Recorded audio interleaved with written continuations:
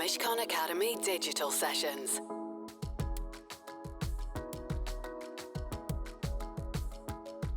Welcome, everyone. I'm Alex Rhodes, head of Mishcon Purpose, and I'll be your host today. Thank you for joining this Mishcon Academy Digital Session, which is a series of online events, videos and podcasts looking at the biggest issues faced by businesses and individuals. This is the third in a collection of conversations that we've called Purpose Matters. In each conversation, I bring together specialist lawyers from across our firm with leaders in sustainability and responsible business. This afternoon, we're going to discuss greenwashing, which is where businesses use PR and marketing to hold themselves out as having higher environmental and social standards in their values, policies, and products than they really do in practice. I'm really excited today to be joined by Alexandra Mousavizadeh, who is a partner at Tortoise Media and the creator of the Responsibility 100 Index, which is a ranking of the FTSE 100 companies on their commitment to key social, environmental and ethical objectives inspired by the UN Sustainable Development Goals. Joining Alexandra and me is our very own Emma Woollcott, head of Mishcon's reputation protection practice and a partner here. Alexandra, perhaps I can pass over to you, and I'm going to ask you to tell us a bit about the Responsibility 100 Index. Well, thank you, Alex. As a way of background, I've been in the index building business my entire career and have, over the years, mainly focused on nations and looking at national performance. When we started Tortoise, James Harding, who's the co-founder of Tortoise Media, and I had a big think about when we're looking at companies and how they are pulling the weight in reaching the Sustainable Development Goals by 2030. We decided that we were going to put together an index that really looked at what companies were saying they were doing versus what they were actually doing. Hence came this framework of the talk versus walk. On the screen, you can see just the top level here of the index from our website. If you are a big company, you should be able to tick most of these boxes and should, as a responsible company, really be thinking about how you're ticking these boxes and how you're feeding in and pulling your weight to reach the Sustainable Development Goals by 2030. We drill very deeply into the talk side and look at what companies are actually setting up as targets. And then we draw that line to the walk side and look at the performance behind the targets that are being set. The ranking itself is just based on the walk because we want to see what's actually being done.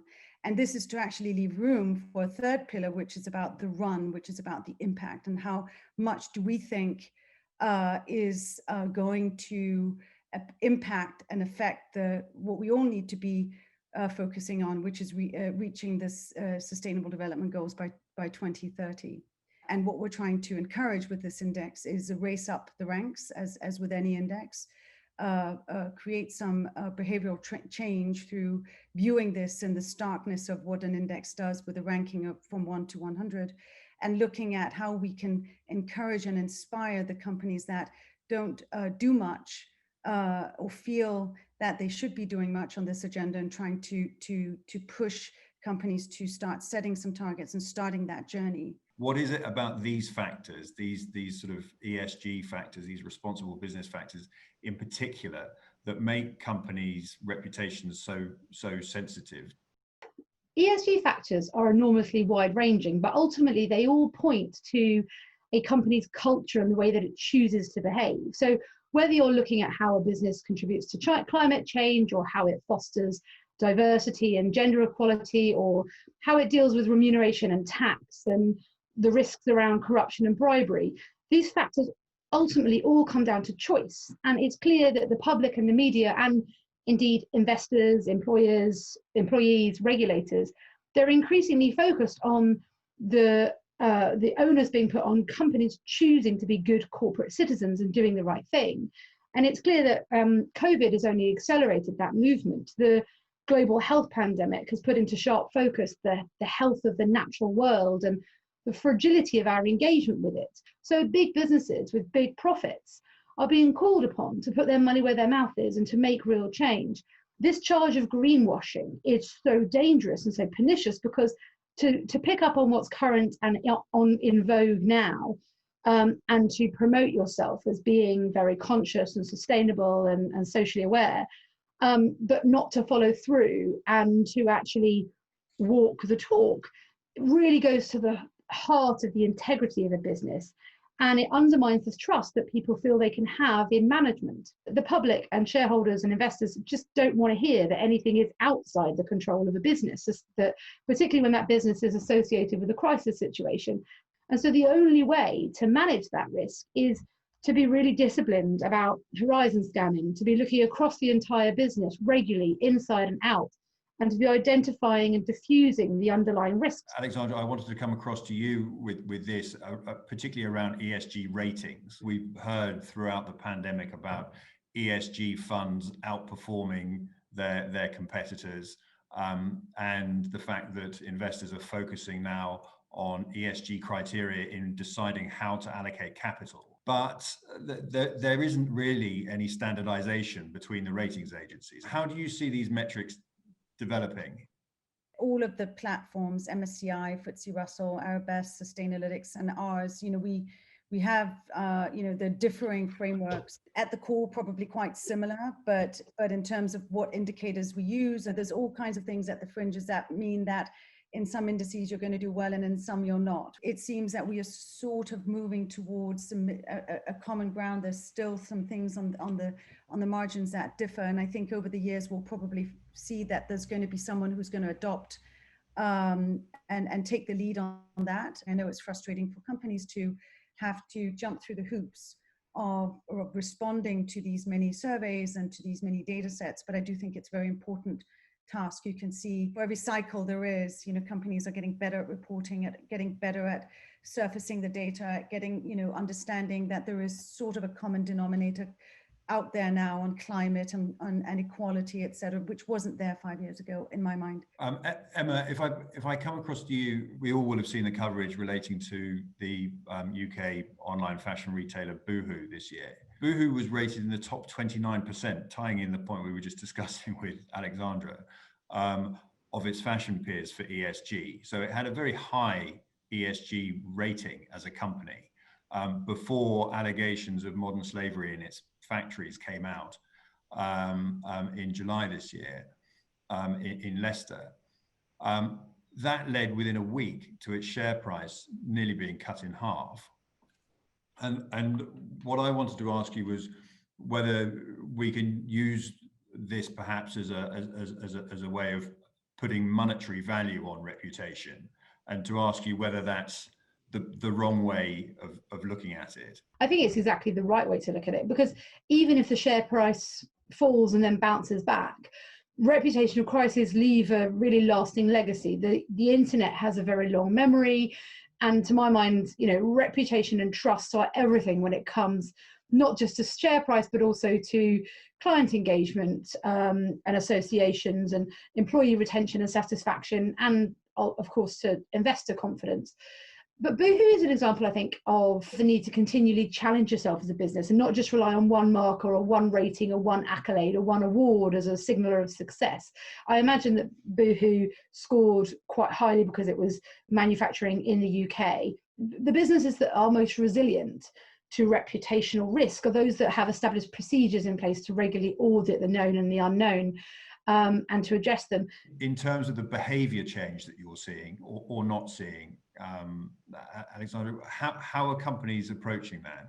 Look, lots of things have changed on account of us, producing our index and all of the other measurements and platforms also, being there, but also COVID. I was wondering how this was going to affect how companies were going to behave back in March in terms of reporting and performance. But actually there's been a much more, the debate has intensified about what does a responsible company do. A lot of the companies that we sort of talk to on a very regular basis are seeing the value and really focusing on the entire agenda, a sustainability agenda, and really thinking about what it is to be responsible. What we've seen, practically speaking, from a year ago is, Emma mentioned the living wage. I mean, we saw a handful of companies actually becoming accredited living wage providers in this last round. And that is a longer process. And of course, it must have been underway, but maybe accelerated by COVID because of the spotlight put on companies to whether they're good. Are you good? Are you a good employer? Are you paying your people enough? Are you doing right by them? Is there a mental health policy? Is there provisions for pensions? Are you addressing the things that your employers or employees are concerned about? And that is very much at the front and center and top of the list for most companies right now, to really do right by your employees and the community that you're operating in and your operating environment locally as well as globally. We've just also seen things that haven't moved at all, such as the ethnicity pay gap, the ethnicity representation, questions around disability reporting and inclusiveness on that front is also something that we just haven't seen change. It's still 2 companies of the FTSEs that report on ethnicity pay gap and 0 that report on disability. We know there's a lot of issues around gathering that data. A lot of companies do gather it but don't report it. Our point would be, if you don't report it, we can't measure your performance, and it sort of remains hidden in a black box. I just wanted to follow up on how this relates to smaller companies, like non-FTSE 100 companies. I think these issues relate to all businesses because whilst listed companies have an obligation to report and put information out there, most businesses want to put information out there. They want to talk about the progress they're making. As soon as any business puts out a positive or negative statement about a current issue that relates to ESG or in fact anything, then they open themselves up to the charge of hypocrisy or greenwashing. So it's relevant to businesses of all sizes.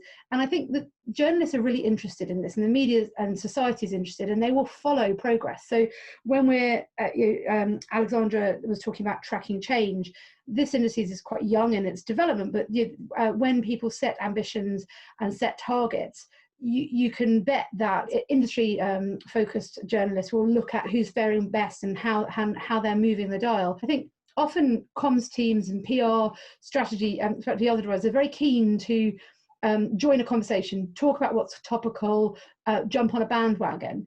And actually, if you do that without the preparation, you can do that prematurely and open yourself up to charges of greenwashing and charges of lacking integrity and putting out messaging which just doesn't really hold up. And that's where the real danger lies, I think.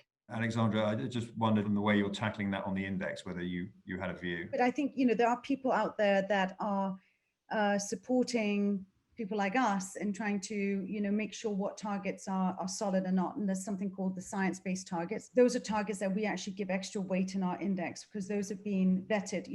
To reach a climate goal of 2 or 1.5, one thing is to state it, but if you've got the science-based target group that's actually looked at whether that target is doable for you and the things that you've put, the resources you've put behind that target are enough to reach it, then it's pretty solid. And we then count it and we weight it more because it's actually been vetted. So I think that, we're seeing, more sophistication in the way that the targets are being set and the thinking around how they get met. Emma, maybe just to change tack a little, I wonder whether you had some thoughts you could share, particularly in relation to ESG, as to the steps that companies can take to build their reputations in a way that can withstand allegations of irresponsible behavior, whether those allegations are responsible, are legitimate or not.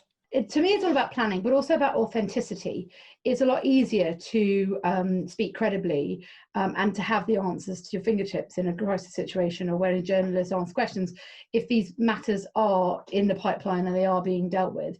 And that's why it comes back to this kind of, making sure you do a proper diagnostic exercise, making sure that you've got a route map to change, making sure that the common issues and even the less likely issues are mapped out, that, that there is a plan in place. But I think the key thing is to avoid the gap, to make sure that you are talking and walking at the same pace. So I think the only way to prepare for a crisis is to be well prepared, so that you know where you are, what you're vulnerable on, what you're strong on, and when sometimes you do need to be a bit humble.